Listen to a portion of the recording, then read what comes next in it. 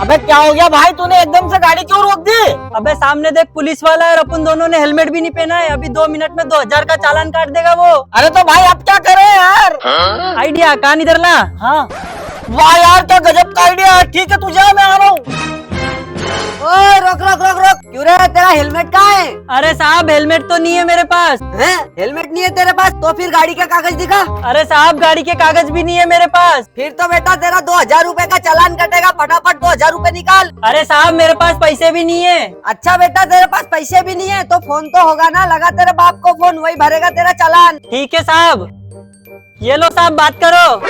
Hello, अरे तुम्हारे लड़के के पास ना तो हेलमेट है ना तो गाड़ी के कागज है उसके पास, उसका 2000 रूपए का चालान कट गया है, फटाफट 2000 रूपए फलानी जगह पे लेके आ जाओ। क्या इसने हेलमेट भी नहीं पहना है और उसके पास में गाड़ी के कागज भी नहीं है और ऊपर से राजा जी को 2000 रूपए चाहिए? पहले तो इससे ये पूछो कि ये गाड़ी किससे पूछ के ले गया। अरे साहब मेरी तरफ से तो इसको ले जाओ जेल और डंडे पे लगाओ सरसों का तेल और दे पेलम पेल, दे पेलम पेल।